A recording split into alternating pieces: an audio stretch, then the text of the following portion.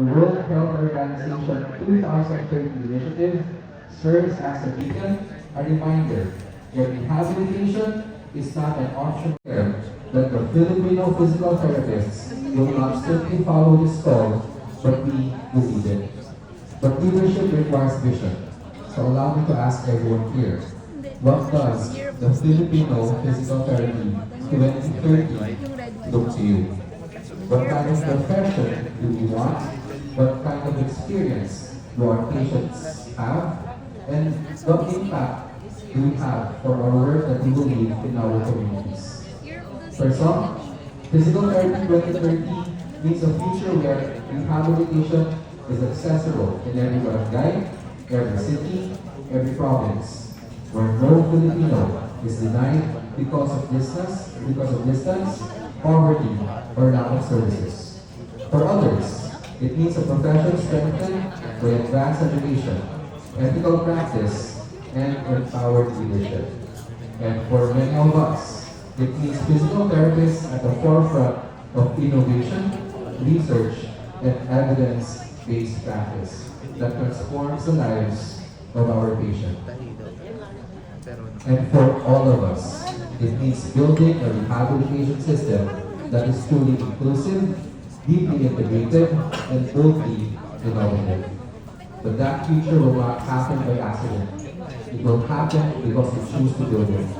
It will happen because we decide today, as a community, to create a concrete, actionable, and courageous plan that will carry us from 2025 to 2030. So over the next 2 days, we will learn from leaders and experts in our profession. We will exchange ideas, challenge assumptions, and deepen collaborations, and strengthen our partnerships.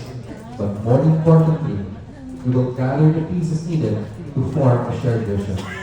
A vision we can all commit to, advocate for, and work toward in unity. Let me say this clearly. The future of rehabilitation in the Philippines is not something we are waiting for. It is something that we are shaping together. And let this be a reminder that leadership comes in many forms. From treating our patients, from mentoring a student or a colleague, for advocating better policies, systems, access to rehabilitation. You lead when you remember that your role extends beyond rehabilitation. It extends towards nation building. Colleagues, this convention is more than a gathering. It is a movement. Everybody say movement. Global movement experts. A movement towards a world where rehabilitation is valued, accessible, and empowered. A movement where Filipino physical therapists stand shoulder to shoulder with global leaders. A movement where each and every one of us carries the responsibility and the privilege of transforming lives. May this convention reignite our purpose, empower our vision, and strengthen our commitment to advancing the rehabilitation landscape of the Philippines. This convention is a reminder that whether a clinician, an educator, a researcher, or student has a role in building the future of rehabilitation in the Philippines. It is a reminder that our work changes lives, restores dignities, and offers hope. As your convention chair, I am deeply grateful, I am thankful for all of you being here, for choosing to grow, for choosing to contribute, to take part in a movement that is larger than any single person or institution. Ithicals 2025 is not just an event, it is a beginning of a 5-year journey towards a stronger, more unified, more innovative physical therapy profession in 2030. Let us make Ithicals 2025 not just memorable, but truly transformative. On behalf of the DPTA Board of Officers, the DPTA Board of Directors, the Scientific Committee, our sponsors, the organizing committee, and yours truly, may this convention move us, inspire us, and propel us towards physical therapy 2030. Thank you. Magandang araw sa inyo.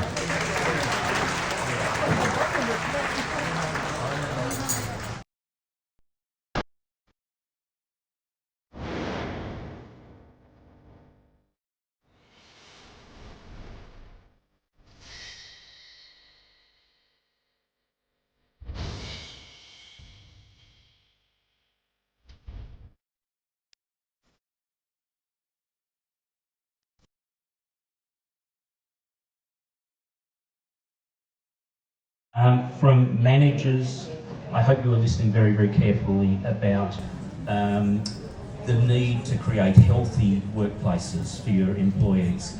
The other thing is the patients that we see, and I work in occupational health, in mostly with musculoskeletal conditions, and the number of patients with work-related injuries where this is the number one factor contributing to their disability is just phenomenal.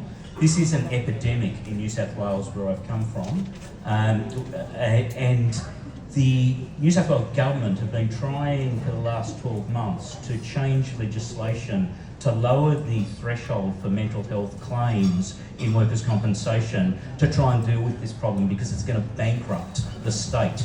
And they just raised the white flag and said, we have failed with this, we can't get it through Parliament. And so the only option now is increasing workers' compensation insurance premiums, and that is going to send thousands and thousands of small businesses into bankruptcy because they won't be able to afford the cost of doing business. So this is so important.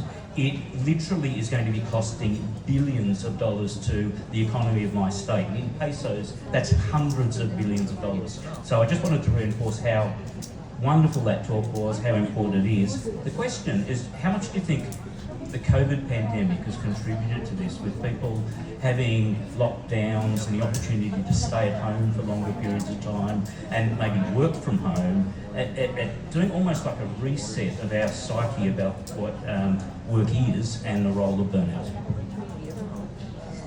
Paki-translate po, interpret. Thank you so much po, Doctor, for that question. First off, I would really have to agree, even minus any research evidence regarding how much the COVID-19 pandemic has contributed to the current state of physical health not only among Filipinos, but perhaps even globally, no? But yes, there is research on that. A lot have converted or migrated to work from home, stay at home, and then not only that, those who used to avail of PT services on-site or face-to-face, they've also resorted to tele-rehab, which we know it's really helpful, but it does not generate the same effects when done face-to-face. To address that, Doctor, correct me if I'm wrong, you are kind of concerned also that the costs will be, the financial setbacks would really be remarkable and significant. Okay, if I may share po, there's at UP Diliman, UP Diliman, if anyone's from there, no, correct me if I'm wrong, the program they are initiating is called Ginhawa.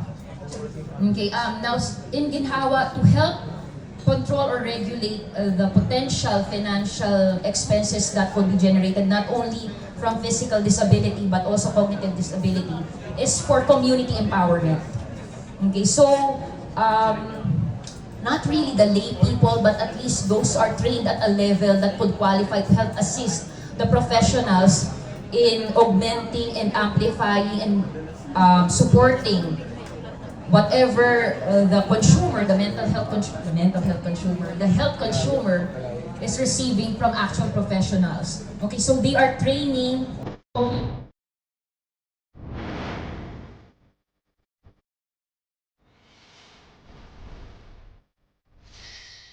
If you look at it, it's just a definition of the symptom of the patient. Like, where is it going? The lumbar area, going to the buttock, going to the posterior thigh. It doesn't tell you what is actually affecting the sciatic nerve. Okay, so it doesn't mean that they have sciatica. It doesn't mean that it is only because of a pinched nerve from the disc or a lumbar radiculopathy or anything of that nature. It could be something from asymmetry from the pelvis, torsion. It could be difference in like tightness of the piriformis. All of those will give you symptoms of sciatica. Okay, so I hope that as you go through your clinical practice in treating low back pain, we try to veer away from just doing sciatica, because sciatica is only on the S, subjective. Okay, so you really still need to figure out what is the culprit for the sciatic pain.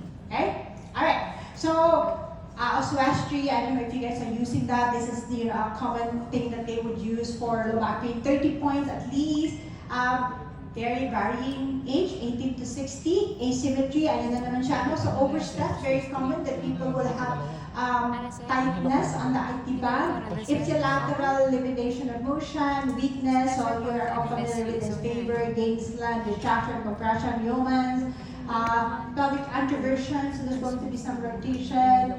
Common unilateral low back pain. So it's almost always one side only. You may see bilateral, but one side is always going to be predominantly more painful than the other side. Okay, so that's really very specific to SI. Positive Gillette test, standing forward test, sitting forward flexion test, supine to long sit test, and then your active SLR test. We'll be showing many of these tests later on, especially the common ones that we use. We would not expect everyone to know all of these tests right away, but we will show you the ones that we like. Okay? All right. What are the differential diagnoses? Okay. So what are the things that we could see? Potentially, it could be an instability, like either on the back, either on the SI area. So that could be a common source of SI type of pain. Displacement, either on the joint, the disc. Current standard, by the way, is a video fluoroscopic guided anesthetic block for SI. We probably would not do that here in the Philippine setting because hopefully they already get better from your therapy, right? So they don't have to do that. But for those who are not sure, so the doctor, what they would do is they would inject any anesthetic, steroid, lidocaine, or something like that. So for the pain, so that right on the SI, and then if the patient gets better, then it confirms it's SI. Okay? But again, if you are, of course, we're all wonderful therapists, they will probably not need this because they already get better from your treatment. Okay? The reference standard is clinical.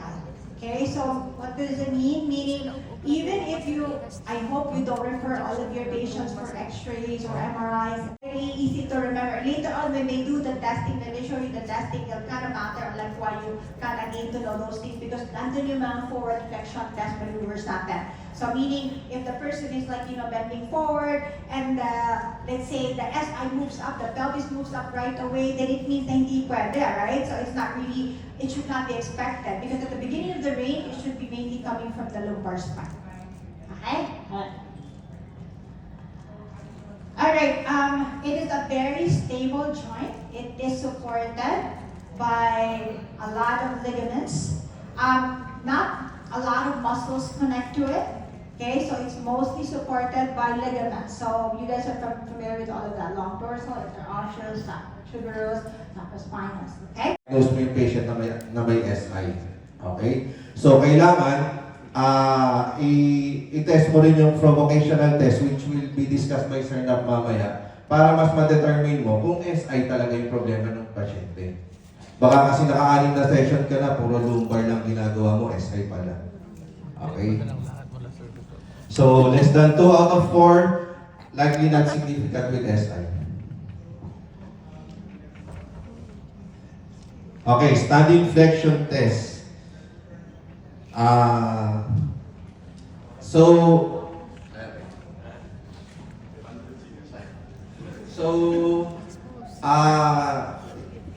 Dito ako. Sa mga hindi makakita, pwede kayong lumapit or tumayo. Gagawin mo, papalpate mo yung pieces ni patient using your both thumb.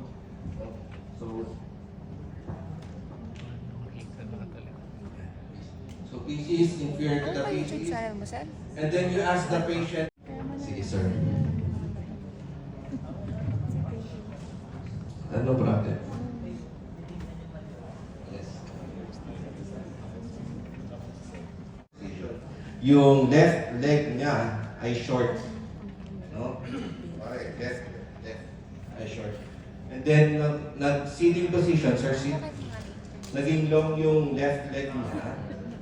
Ibig sabihin, meron siyang posterior rotation ng left leg. Okay? Again, from supine position, Assuming yung left leg yung short. Okay? And then nung nag-supine, yung left leg naging long, indicative siya ng posterior innominate rotation. So dito pa lang sa test na to, malalaman mo na kung ano yung rotation ng innominate. And from there, malalaman mo na yung specific intervention na pwede mong ibigay kay patient. Okay? Sir, prone knee test, prone knee flexion test. Same procedure din, medial malleoli.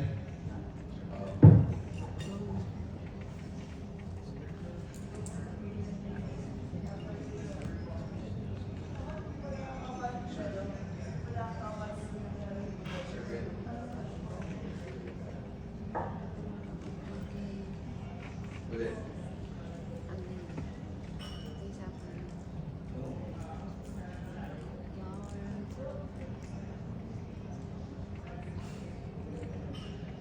Okay. So, ganun din, parang sa supine, if the if the left leg is short during extension ng starting position, tapos pag nag-bend siya, naging long, posterior innominate rotation. So vice versa, kunwari naman, pag halimbawa namang during prone long yung left leg, tapos nung nag-knee flexion, naging short. So anterior naman yun. Okay, question muna para para malinaw tayo. Okay? Okay? Thank you. Posterior directly. Shear force tayo. Okay? Slowly build up and then that. If you were gonna provocate the pain, and that's a positive SI. Okay po? Okay, next test. Now, the Gaines lens test. And this is very controversial din kasi merong ibang Gaines lens na dito sa edge of the bed, tapos meron din dito sa side of the bed. Usually, this is what we do. Now, we ask the patient, to fold the knee here, hold that, and then the other leg will push, okay? So you're gonna put the shear force to that, and then if there is similar symptoms of pain, same yung provocation niya, that is a positive test. Pero, what if pag nag-test ka dito, tapos there are other areas of pain, hindi yun doon, no? Because we can also see other cases na pag ito nag-stretch dito, sumakit sa front. Meron iba sumakit sa upper back. So make sure when you do this test, make sure that yung pinaharap natin na pain is yung similar pain na complaint niya. So become a positive test. Okay po? Next. Now, si Patrick's sign, no? This is very common. We're just gonna put the patient in this position. Ipsilateral knee, if this is tested, put it in a figure 4, like that. Stabilize the axis on the other side, no? And then, slight pressure. Okay. Pag nag-complain si patient ng pain sa knee, is it a positive test? Positive siya pero para sa knee, no? Pero if ever nasa SI, yan yung positive test natin, okay? So make sure kasi si Patrick's na to, maraming tama to no? It could be the hip, it could be the knee, it could be the SI, no? So we need to also make sure na when you try to test, we always ask where the pain is. Same, may localization, groin, anterior thigh, hip yung problema. Lumbar, flexion, extension, sitting, lifting, lumbar yung problema.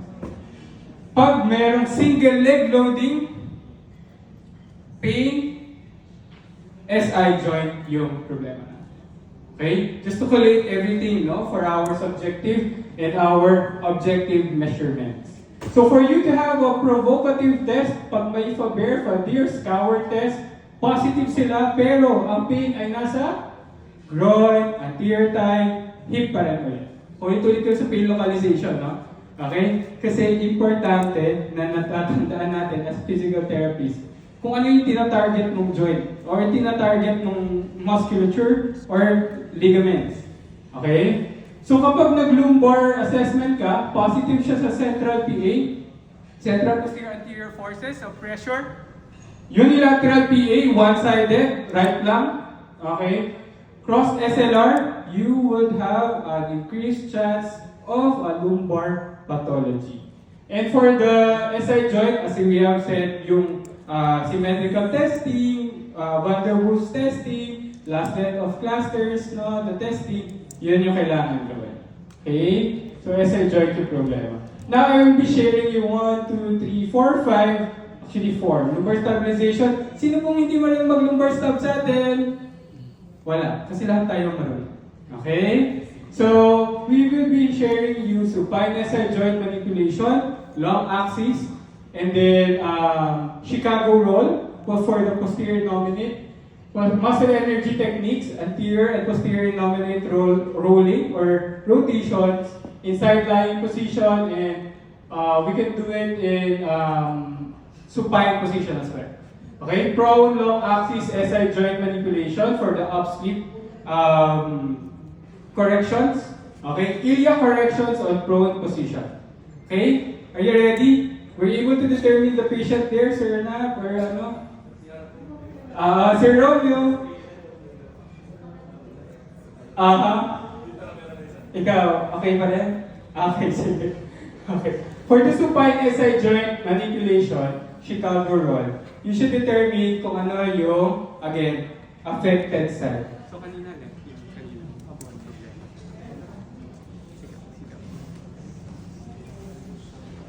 Excuse me. Is there anyone here that has a positive 14 finger sign? Because it would be nicer if the patient could be that person. Anybody? Asawa ko po. For-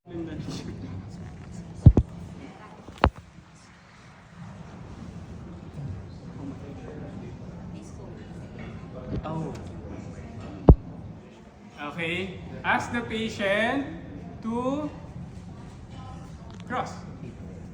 Okay.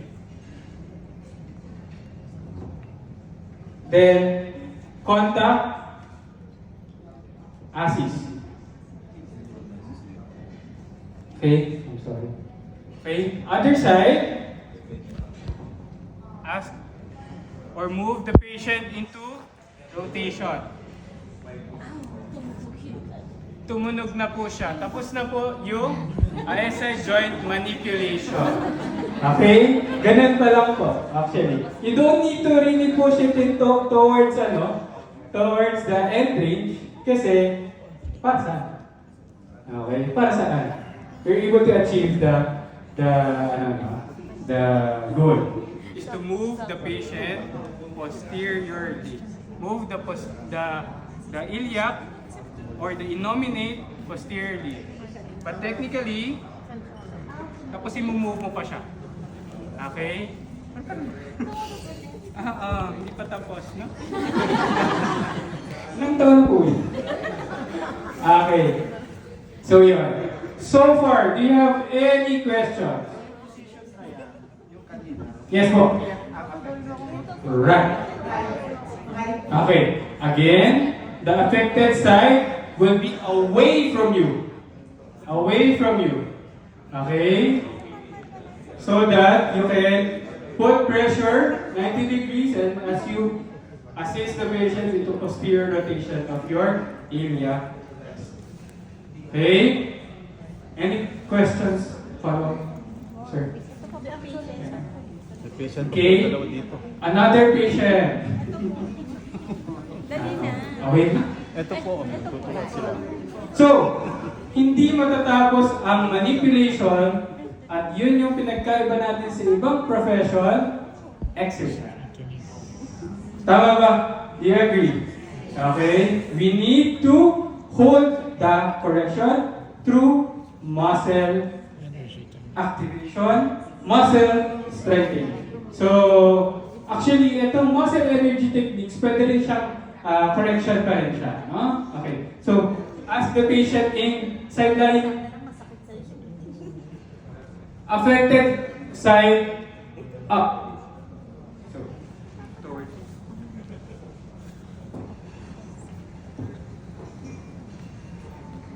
Again, patient's comfort.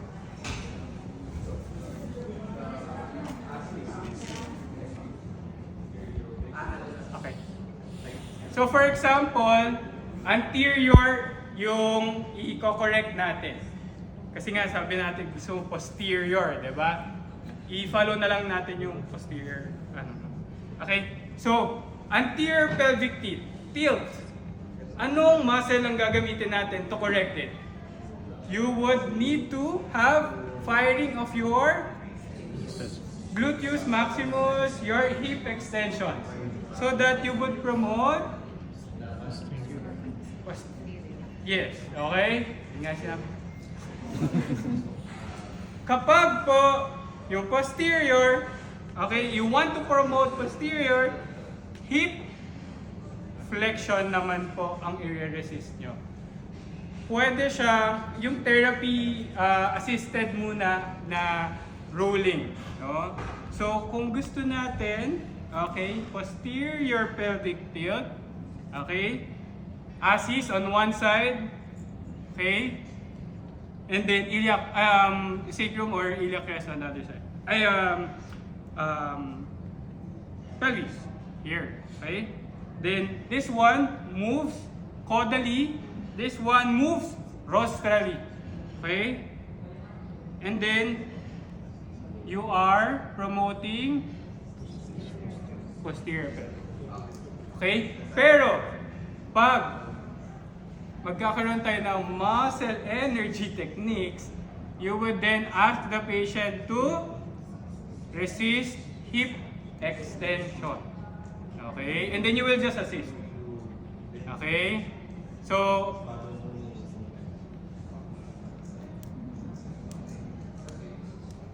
okay. So, ask the patient to, pwede rin nakaganito, pwede rin nakaganito. Okay? Para hip extension. Okay? Resistance. Okay? If you're strong enough, pwede rin naman yung ganito. Okay? Ready? And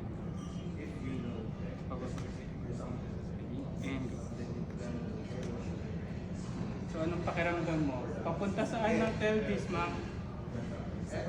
Papunta sa likod. Yung anong ginagawa ng pelvis? Anterior pelvic tilt. Okay? And then, kapag pa-hip flexion, balik ka na. Punta ka naman. Anong ginagawa? Nagiging posterior pelvic tilt naman siya. Therapist assisted. Okay? So again, contact is important. ASIS and then sacrum. Okay? Sacrum. For the reinforcement of movements na ginawa, anong parameters natin? 7 to 10 seconds hold, okay naman na, then 3 repetitions. Pero ako kasi, hindi ako nagpa-parameter. Hanggat hindi ko nakikitang nagko-correct, hindi ako tumitigil. Well, depende rin kung may fatigue din yung patient, no? So, yun. There's no specific parameters for it. So, in manual therapy, lalo na yung mga cell energy techniques, there's no specific parameters. But by profession, mga 7 to 10 seconds hold. Depende sa kanya kung kaya. Okay? And usually, tandaan natin, no? Patient would have a pelvic girdle problem is yung para postpartum. Okay? So, depende pa rin po yun sa tolerance ng patient kung kayang i-hold nga ba talaga yung 6. Okay? Pag nasa opposite hip niya, sir, straight leg pusher, wala bang sciatic stretch pa po siya? Depende. Can I add to that question, ma'am? Typically, when you're doing correction, muscle energy technique is form of a mobilization. So, usually, you want to try 3 to 5 reps only and then assess. That's why it's 3 assess, 3 assess. Because if you continue doing the same thing, let's say you're the type of therapist that always likes the favorite number 10, you could overcorrect. Meaning, na Cavitation, ma? June, sa safe. Okay? Kasi kapag again, nararamdaman sa hip, hindi yung S. Mali yung kinabitate yun, mali yung namimikilig na. May tanong po tayo? So next is iliac correction, prone position. Okay? Stabilize sacrum. Okay? And then, for this, for you to correct, for example, posterior innominate. So you want to correct posterior innominate, the contact point is your thesis. Okay? And you deliver a anterolateral force. Anterolateral force.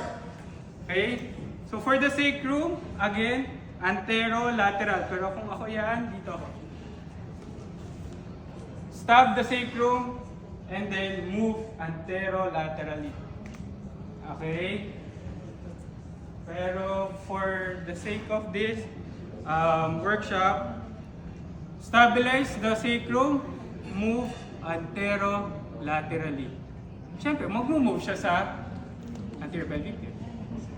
Okay? Or magkakaroon ka ng space to move towards anterior rotation. Okay. Next, baliktarin natin. Gusto mo naman posterior roll. Same. Sacrum. However, the delivery or the directed force is on the galing nag-manual therapy. ASIS po. Okay? So, hawak mo kasi ASIS and then rotate. Okay? Yun na po yun. Pag iniba mo yung stabilization, iba na rin yun. Pwede ng lower thoracic and lumbar na rotate. Okay? Pero for this workshop, we will focus on your SI. Okay? So, stabilization on your sacrum. Question. 10 minutes na lang daw kasi. You can ask so many questions to Sir Nap and Sir Romeo. Ito nila. Okay. Next is lumbar stabilization. Alam nyo na yan. Okay? Next slide. So for the evidence-based approach, for you to know, to determine pelvic pregnancy-related pelvic girdle pain, okay, is pwede na po kayo mamigay. Pwede mamigay. Okay? Alright. That's very important to look at loading, guys. Like, especially sa sports, sa mga athletes. So, I don't know sino nag-treat ng athlete here, no? Single leg stance, bowling, they always have a dominant leg that they stand on, and then the other leg comes up. And very highly, prone to your SI. Skating, there's that one leg. Running, okay, I mentioned running. When people practice, if they are running on a track, that's good, right? Because the track is flat. But how many of our patients, especially our triathletes, they run on the regular road, right? Have you seen any perfect flat road in the Philippines? No, right? So most of our roads are correct.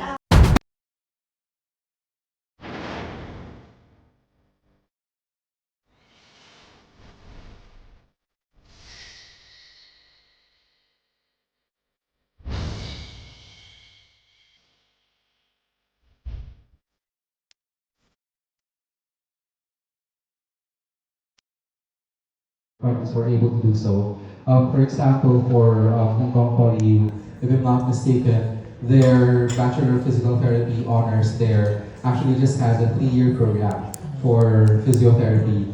And they really don't have any general education courses, but rather they're really straight with all of the courses needed by physical therapists, although the sacrifice of that is a shortened clinical exposure.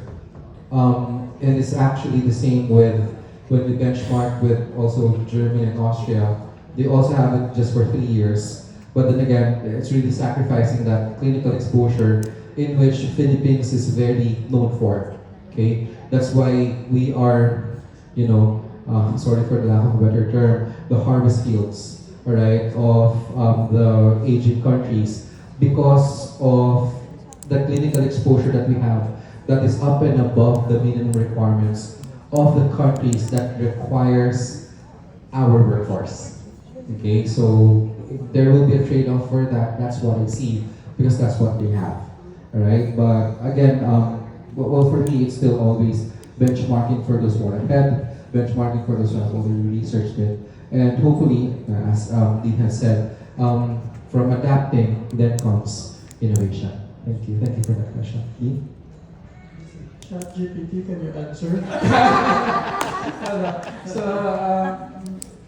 Well, Chat taught me how to answer. No? She said, well, you have to look at your vision.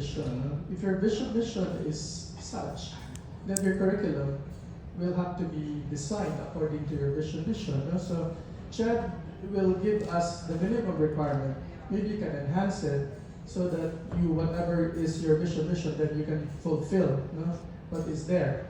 But the question is, how high can you enhance? I mean, the number of units can you enhance it? So we'll just have to wait. But I suppose Chad will conduct consultations.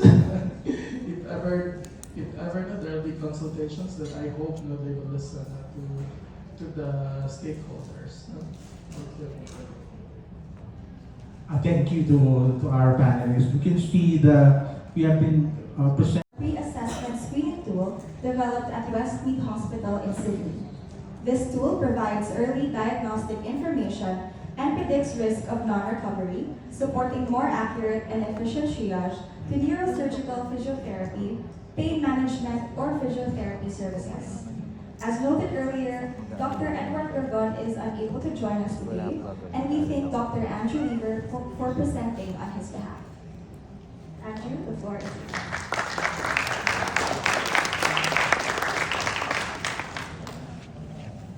Thank you so much for that nice introduction, Erica, and thank you to the organisers of PPTA Impulse 2025 for the opportunity to present this symposium. This first talk this morning is, as Erica was saying, predominantly the work of two other people. So, next slide.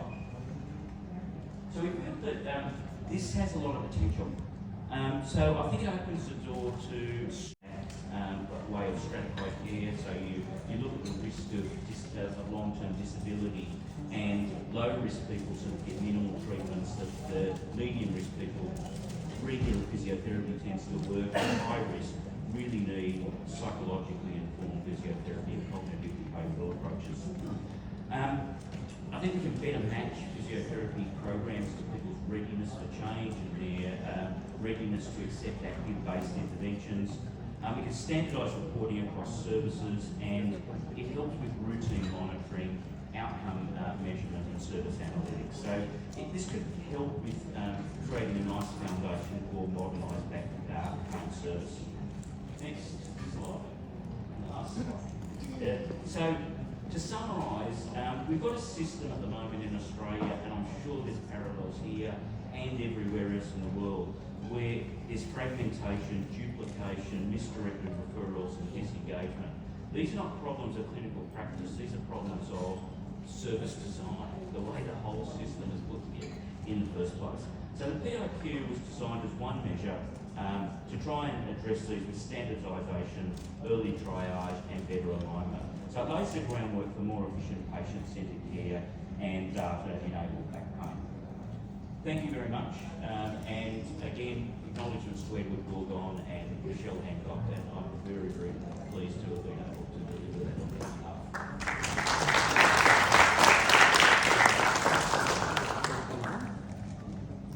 Thank you, Andrew. Our second presentation shifts the focus to psychosocial assessment, particularly. Okay, thank you, Erica and Andrew, for the introduction. Good morning, everyone. I'm Jao. Before actually being appointed as chief, I was the head of the education committee and the research committee of our division. And way back, we were always focused on creating electronic health home exercise programs for our patients. So meron po kami mga e-health station. I'll be transitioning from Tagalog and English para medyo makahinga naman po tayo ng kaunti na. But we were focused on creating home programs. We're focused on creating booklets, pamphlets, educational materials for our patients, especially for our outpatients. But we're always getting still a lot of our patients back. So pabalik-balik po yung mga pasyente natin. Who among you here works in hospitals? More a portion of the room. Private freestanding clinics. Home care, private practice. Okay. And as we see your patients, marami pong mga patients with low back pain. Tama ba? Tapos, kadalasan, they don't actually need to see physical therapy sessions or receive physical therapy sessions. Some of them actually just need information, and some of them actually just need self-management. So, bakit pabalik-balik yun? So, we really had to rethink our approach on how we proceed with our educational materials. Magandang umaga po. My name is Kathleen. I am a pediatric PT and a PhD fellow. On behalf of our team, I would like to present to you our work entitled Applying Focus of Attention Strategies in Pediatric Physical Therapy, Bridging Motor Learning Knowledge and Clinical Practice. Yes. Let's also not the next slide. Here you go. Motor learning strategies are recognized as essential in PT practice, yet their clinical application remains limited, possibly due to lack of consensus in concepts, numerous options, and limited educational resources. This study implemented a knowledge translation or KT activity, I will call it, aimed at enhancing the application of motor learning strategies in PT practice with emphasis on the use of focus of attention or FOE. Yes. What is focus of attention or FOA? FOA refers to what a person concentrates on while performing a movement skill. It is an important consideration when you give instructions and feedback. It directs your client's attention either internally to their own body movements or externally towards the environment. So for example, if you want a patient to perform stepping over, an internal focus instruction would be lift your leg and step your foot forward. While an external focus would use environmental cues such as step on the red marker on the floor. This is not simplifying instructions. It is about directing attention. Yes? Research shows that external FOA helps people move more naturally without overthinking each step, while internal FOA can make people consciously control their movements, which may slow them down. Focusing attention externally also helps individuals concentrate on actual objectives, strengthening the connection between their actions and the goal. Over many years, studies have found that using external FOA leads to better and more efficient movements, even for children with neurodevelopmental disorders. Yeah. So 2 years ago, we did a systematic review. We did a scoping review and found that FOA, especially external FOA, offers benefits for children. But we also saw that FOA strategies aren't widely used, particularly by clinicians. This made us wonder, is it because practitioners simply aren't familiar with FOA? So to find out before launching our KT activity, we surveyed Filipino PTs to check their awareness of FOA. This has been published, a survey study. Out of over 200 participants, only half knew about it, revealing a clear gap between research and what's actually happening in practice. So using this information, we created a KT activity based on knowledge to action framework, a common model for applying research to healthcare practice. This framework has two parts, knowledge creation and the action cycle. For the knowledge creation, we combine findings from our 2 systematic reviews on motor learning strategies in children, our survey results, and the related research. These inform our KT seminar, which is part of the action cycle and the focus of this presentation. You may have seen this poster on the slide that we used to recruit participants. We ran the seminar online with the local therapy clinic, Pink Kids. Yeah. So how did we evaluate this KT activity?